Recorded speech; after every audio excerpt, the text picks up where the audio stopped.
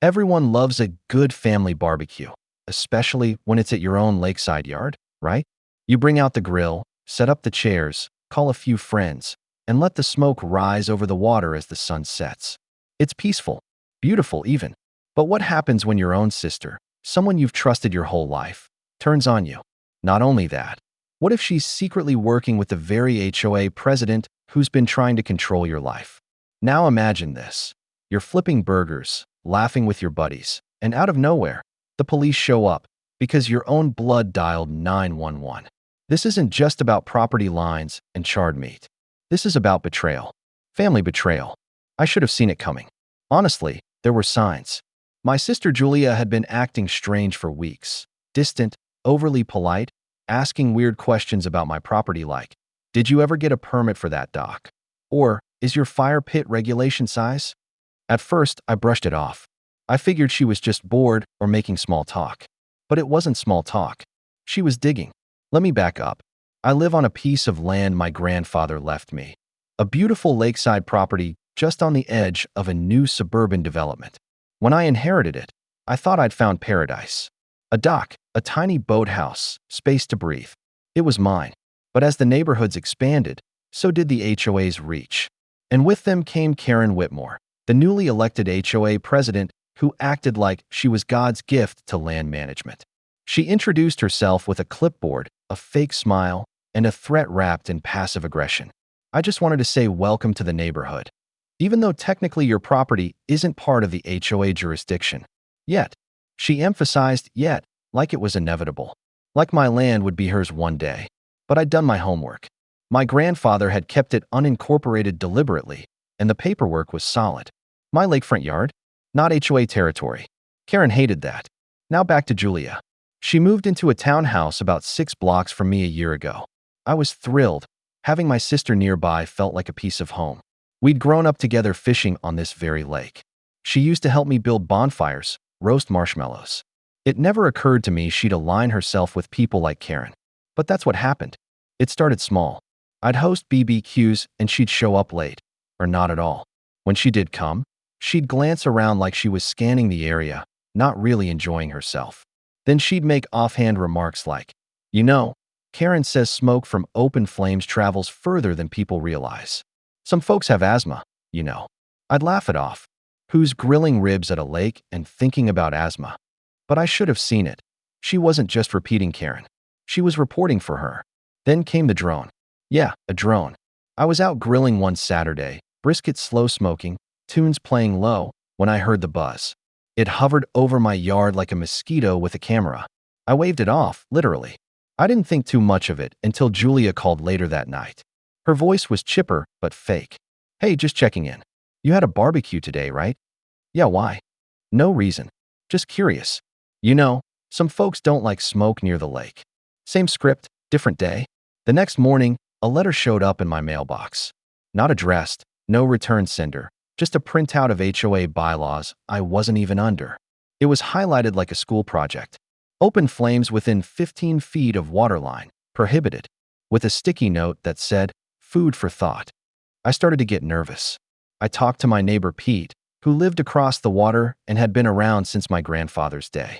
He laughed when I told him about it. "They're trying to scare you. HOA has no power here." "But what if they think they do?" I asked. That's when he got serious. "Then you'd better watch who you trust. Especially family." I shrugged it off. Julia wouldn't do that. She couldn't. Right? Wrong. A week later, I decided to throw a big get-together. Nothing illegal. Just a barbecue, some lawn games, good music. I invited Pete, a few college buddies, and of course, Julia. She said she'd try to make it. But when the day came, she didn't show. No text. No call. Instead, 20 minutes into flipping steaks, a cruiser pulled up at the edge of my driveway. Then another. And a fire marshal's truck. I thought someone had gotten hurt. Nope. They came right for me. Asked me if I had a burn permit. If my grill was regulation. If I was aware of recent community concerns. I was stunned. "I'm not in the HOA," I said. "This is private land. I've been grilling here for years." That's when the officer held up a phone. On the screen was a photo taken from that same drone.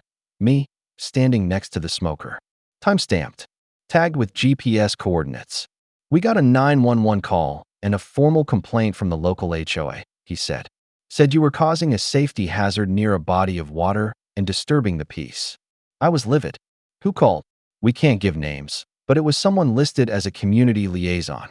I knew. In my gut, I knew. Julia. I checked her location on my phone. Yep, right there, a block over, watching everything go down. I confronted her that night. She didn't deny it. Karen just wants you to follow the rules, she said. You're making everyone uncomfortable. Your parties are loud. Your smoke drifts into people's homes. She asked me to help her keep things peaceful. You're spying on me, I said. Helping someone else take control of my property. Do you even realize what you're doing? Her face hardened. I'm helping the community. You're the one who thinks he's above the rules. No, I said. I'm the one living where the rules don't apply. And now I see where your loyalty really is. We didn't speak for 2 weeks. Then came the fine. Yup, Karen, somehow, filed a $500 administrative complaint with the county. Said I was a public nuisance. I had to show up in court with deeds, maps, photos just to prove my land was exempt from her reach. Julia didn't come. I won. Of course I did. But it cost me time.